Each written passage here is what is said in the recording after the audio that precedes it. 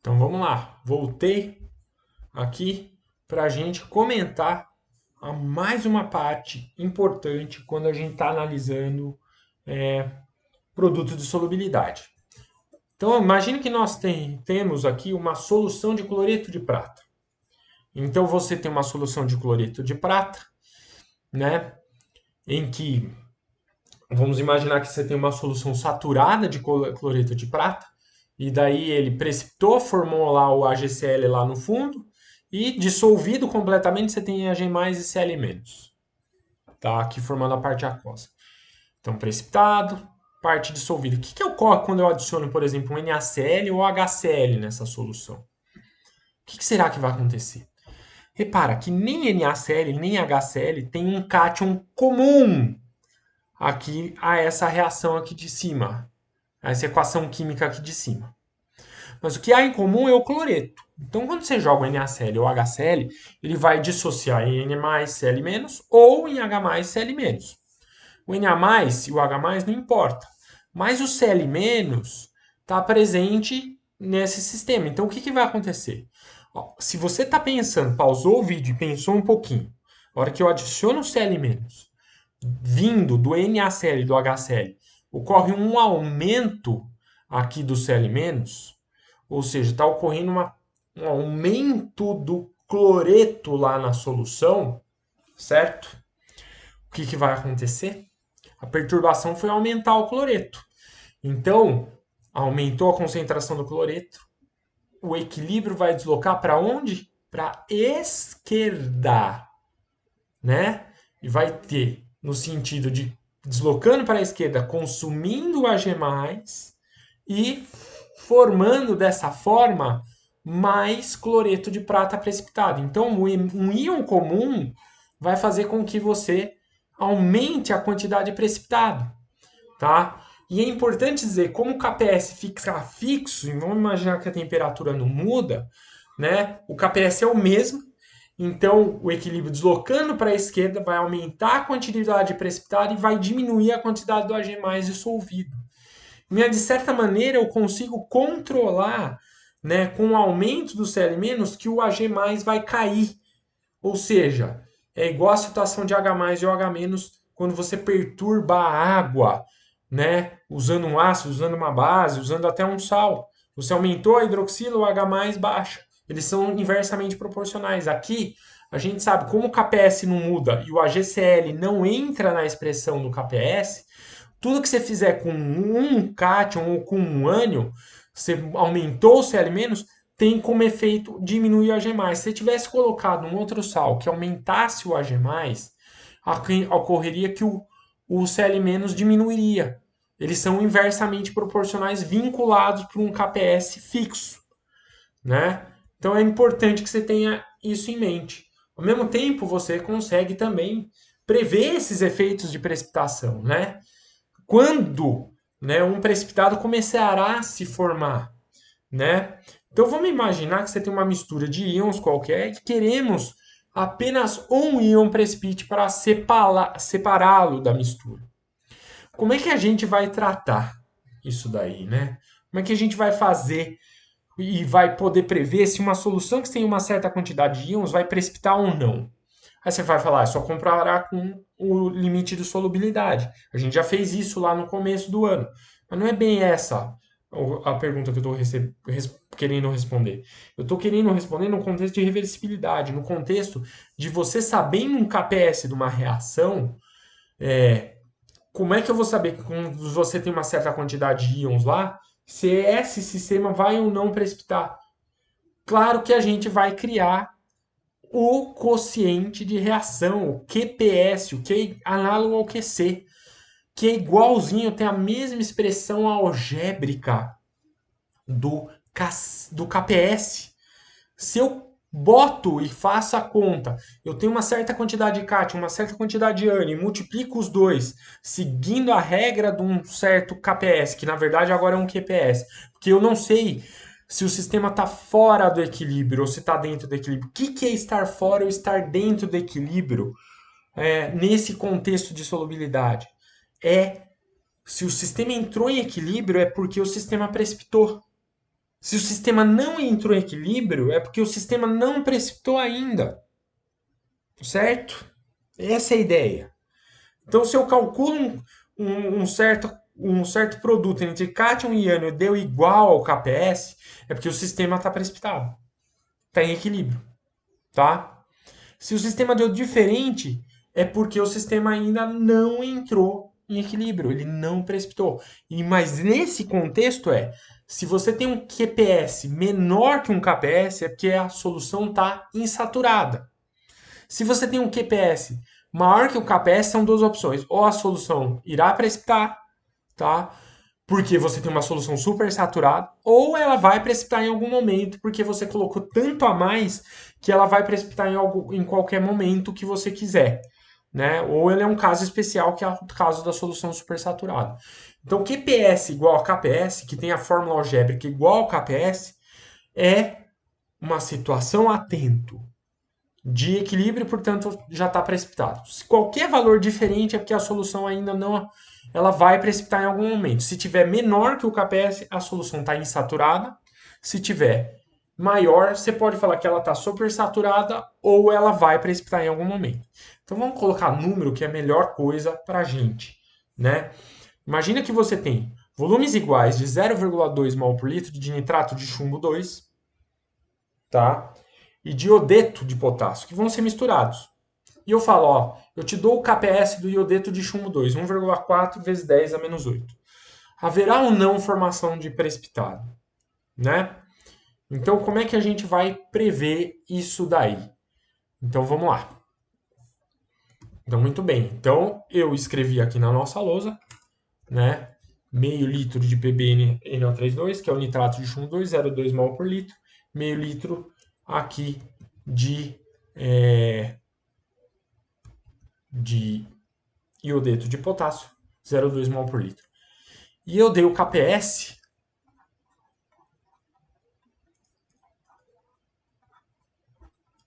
do iodeto de chumbo, aqui. Então, o KPS do iodeto de chumbo 2 é 1,4 vezes 10 a menos 8. Você vai falar, mas o que tem a ver o iodeto de chumbo 2 com esses dois? Claro, mas espera um pouco. Se eu pego nitrato de chumbo 2 e iodeto de chumbo, eles vão reagir, reação de dupla troca. E vão formar Pb2 com I-, Pb2, que tem uma boa chance de precipitar. Porque se eu der o KPS desse, é nesse cara que eu quero que seja feito, é em cima desse cara que eu quero que seja feita a discussão. E aqui 2KNO3, certo? Muito bom. Vamos só botar um 2 aqui para deixar balanceado. Essa parte é solúvel. Lembra? Família 1A, solúvel aqui. Muito bem. Aí você vai falar, mas pera um pouco, como é que vai acontecer isso? Então vamos com calma. Primeiro é importante saber o número de mols das coisas, né? Para saber se tem excesso, quanto que vai sobrar e tudo mais. Então, volume vezes concentração molar dá o quê? Dá um número de mols. Então eu vou colocar 0,2 vezes meio mol aqui, concentração vezes volume. E 0,2 vezes meio aqui. Muito bem, então eu vou ter 0,1 mol desse cara, foi colocado 0,1 mol desse outro carinha aqui. 0,1 mol de nitrato de chumbo 2, 0,1 mol de iodeto de potássio. Claramente a gente vê que há um excesso, né?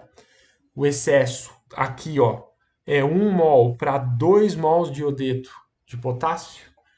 Então eu tenho aqui, sem dúvida, que o nosso reagente limitante é este carinha aqui, é o iodeto de potássio.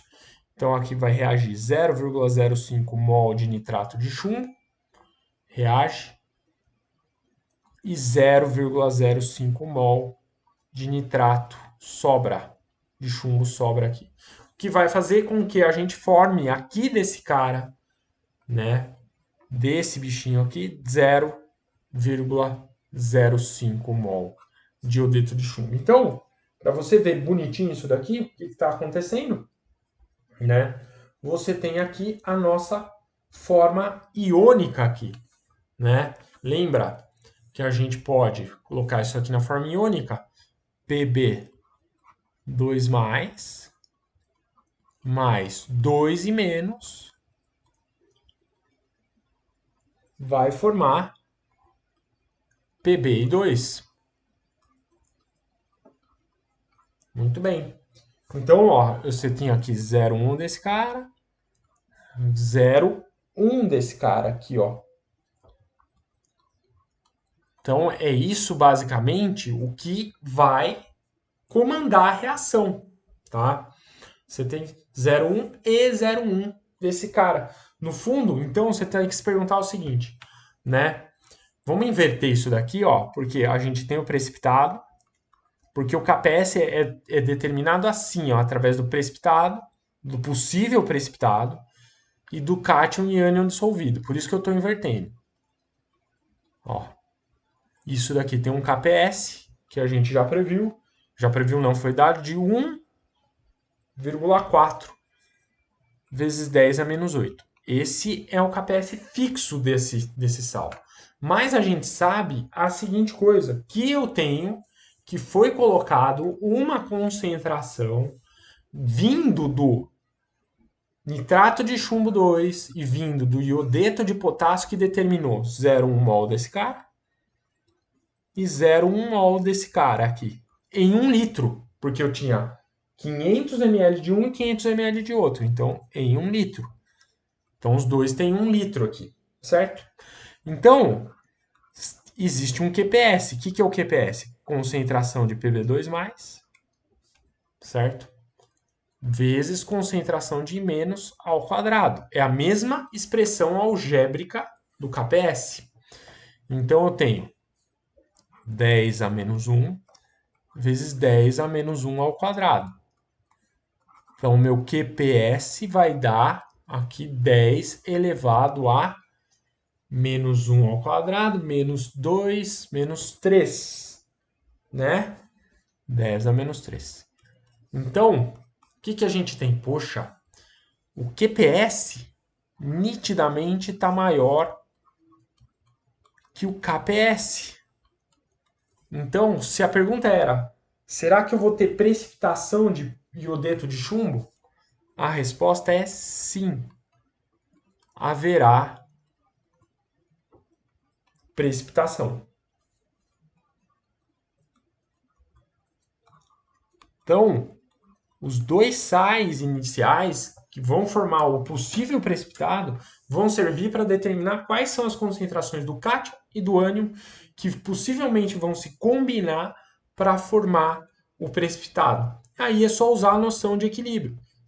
Né? Se o Q for diferente, o KPS, aí o sistema não atingiu o equilíbrio. Mas nesse contexto, vou repetir. Q menor que KPS, a solução está insaturada. Se tivesse dado menor, eu falaria o seguinte: não vai haver formação de precipitado. Se deu maior, sim, vai haver maior ou igual, vai haver formação de precipitado, tá? Então isso é muito importante para a gente aí, certinho? Então vamos para uma coisa que a gente já viu, tá? Anteriormente, mas que agora a gente vai ver de novo, que é o efeito da temperatura nas soluções aí que tem precipitado ou não. A gente lembra você que se a solubilidade aumenta com a temperatura, né? O que significa isso? Solubilidade aumentar com a temperatura, você está deslocando o equilíbrio para a direita, porque você está formando mais cátions e ânions, certo? Mas ao mesmo tempo a gente lembrar a seguinte coisa, né? Que aumentar a temperatura é aumentar, né, o seguinte, é aumentar e deslocar o equilíbrio para a endotérmica. Então, se a solubilidade ela aumenta com a temperatura, com o aumento de temperatura, é porque a dissolução da sal da base é um processo endotérmico, né? Você está deslocando cada vez mais o seu equilíbrio para a direita. É bom lembrar disso, tá?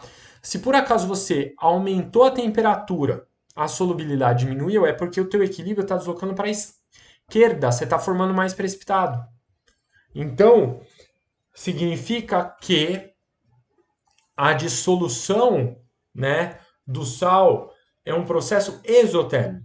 Porque se você está indo para a esquerda, você está aumentando o precipitado, significa que a formação do precipitado é um processo endo, ele está para a esquerda. Se aumentou a temperatura, ele vai para a esquerda. Então, o processo inverso é um processo exotérmico. Tá? Então, vamos parear. Solubilidade aumentou com a temperatura, né, com o aumento de temperatura, o processo de dissolução do sal é um processo endotérmico. Né? Se a solubilidade diminuiu com o aumento de temperatura, né, ele é um processo exotérmico. A dissolução do sal da base é um processo exotérmico. Ok? Então, eu quero reforçar isso daí da seguinte maneira. Né? Vamos para a lousinha só para a gente fazer a coisa, deixar a coisa bem complementar e redonda. Então, vamos colocar aqui, ó, o efeito da temperatura.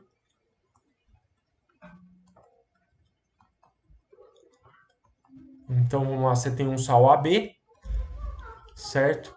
Que vai para A+, e o B- aqui, aquoso e aquoso.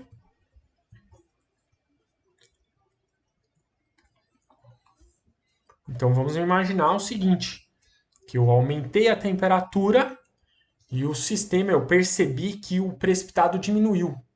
Então, o que é o precipitado diminuiu? Né? O precipitado diminui, a quantidade de AB diminuiu, e eu estou indo para a direita.